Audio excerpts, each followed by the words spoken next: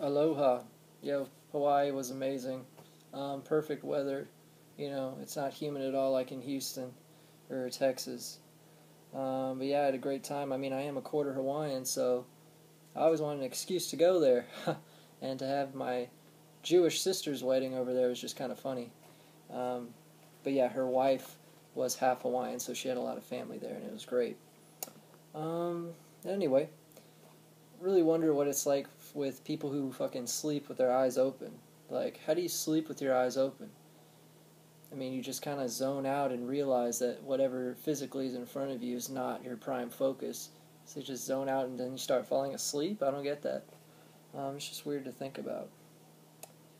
And Pyro, what's up, bro? You always say, the eternal recurrence is just a metaphor. Everyone says the eternal recurrence, Nietzsche's eternal recurrence. It's just a metaphor. But if you've read The Will to Power, he has a one-liner in there that says, the law of conservation of mass requires eternal recurrence. This means that he assumed that his theory was correct, and that he's proving it with physical laws. It's not some metaphor. That quote alone is proof that he thought it was something more than that, not just a thought experiment, but an actual reality. But yeah. Anyway, I'm getting through Infinite Jest. I actually have a companion guide to it, and it's actually really good. Infinite Jest, it's one of those, if you want to be, a real literary nerd, you got to read this one, because it puns off of Ulysses, it puns off of Gravity's Rainbow. I mean, those are just kind of givens if you're a reader of literature in general. And then Infinite Jest is just kind of the most modern type of satire. I really think it's badass. But, Wallace had all Aquarius. He only had Aquarius and Virgo in his whole chart with, Neptune and Scorpio.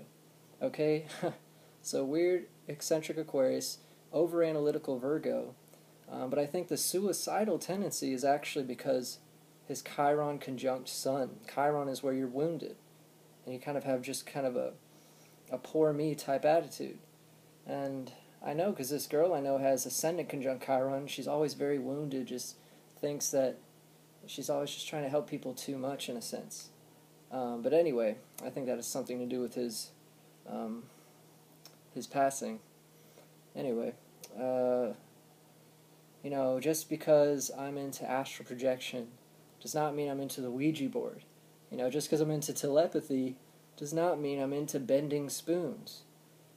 It's like, just because I've found reality in certain spots that are considered esoteric or New Age doesn't mean I believe in every New Age thing I hear. Everything I believe is from experience. And to me, reincarnation is just literally the most logical explanation for a lot of these truths that I'm finding. Astrology is the most logical explanation for, Tupac having the same psyche as Machiavelli. Their charts are exactly the same, except for 3 things, So, but that doesn't mean I believe Tupac's alive. It's just all these little things that you want to equate someone with, and yet, my beliefs come from my experience. It's not vice versa. But anyway, I find it really, really cool that Maurice Cotterill thinks that it's not really the time in which you're born, it's the time in which you're conceived that affects your psyche from the sun. And what's really interesting is that my very best friend was born May 15th, 86. 9 months later, pretty much February 87, my birth.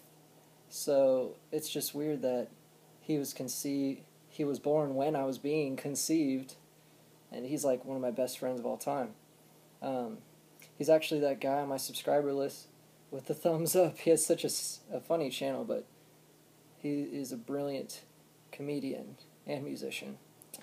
But anyway, y'all have a good rest of your day. Do I look any tanner? I got the 4 boy wonders here.